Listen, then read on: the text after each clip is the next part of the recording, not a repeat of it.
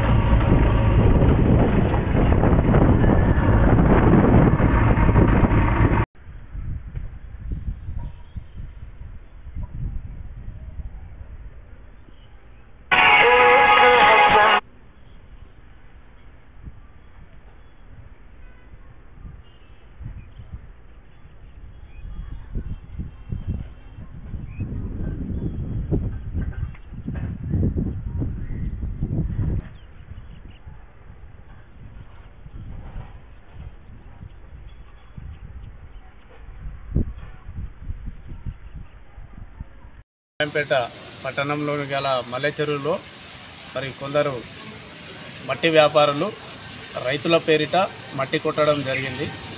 దాన్ని నిన్న సాయంత్రం నిలుపుదల చేయడం జరిగింది. దాంతో పాటుగా మరి ఎంఆర్ఓ గారికి కంప్లైంట్ చేయడం జరిగింది. మరి ఎంఆర్ఓ గారు మాత్రం మరి కొట్టనివ్వమని చెప్పడం జరిగింది.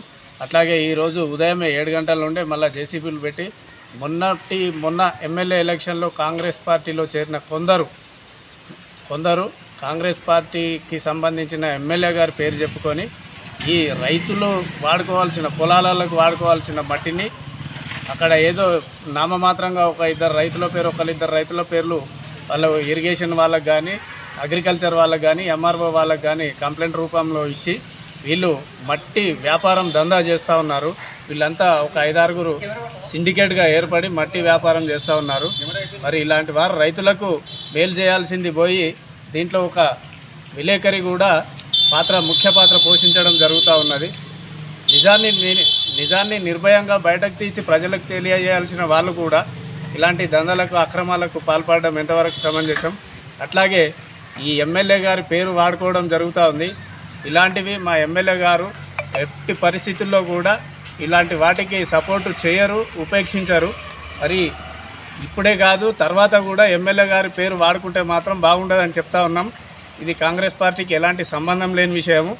మీరు ఏదన్నా దందా చేసుకుంటే లీగల్గా చేసుకోండి, అంతేగాని ఇల్లీగల్గా చేసుకోవద్దని చెప్తూ మరి అట్లాగే ఎంఆర్ఓ గారు నిన్న కొట్టిన జేసీబీలకు ఆ ట్రాక్టర్లను సీజ్ చేయాల్సిందిగా మరి ఈరోజు కూడా మీ ఆర్ఐ గారు కూడా స్పాట్కు వెళ్ళి చూడడం జరిగింది. ఎన్ని ట్రిప్పులు కొట్టారు? దాదాపుగా 1000 ట్రిప్పులు కొట్టడం జరిగింది. రైతు అనేవాడు చదువు చేసుకోవడానికి 20 ట్రిప్పులు, 30 ట్రిప్పులు, లాస్ట్ అంటే ఒక 50 ట్రిప్పులు కొట్టుకోగలుగుతాడు. అంతే తప్పించి వీళ్ళు మొరం దందా చేస్తూ ఉన్నారు. కాబట్టి తక్షణమే వాటిని సీజ్ చేసి వారిపై చట్టపరంగా చర్యలు తీసుకొని కేసులు చేయాల్సిందిగా ఎంఆర్ఓ గారిని కోరడం అయింది.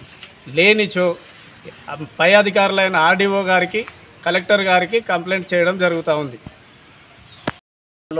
మల్లె చెరువులోని మట్టిని అక్రమంగా రవాణా చేస్తూ ఎఫ్టీఎల్ ల్యాండర్లో పోసి భూదందా చేస్తున్నారు, ఇసుక దందా చేస్తున్నారు. కాబట్టి ఇటువంటి వారిపైన కఠిన చర్యలు తీసుకోవాలి.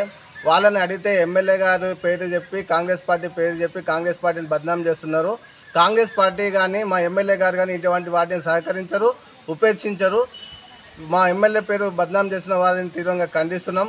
వారిపైన చట్టపరంగా ఏవైతే చర్యలు తీసుకోవాలి వాళ్ళని ఎంఆర్ఓ గారు, కలెక్టర్ గారికి కూడా ఫిర్యాదులు చేస్తున్నాము. మన ఛానల్ని చూస్తున్న ప్రతి ఒక్కరూ సబ్స్క్రైబ్ చేసుకొని, లైక్ చేసి, షేర్ చేయడం మర్చిపోకండి.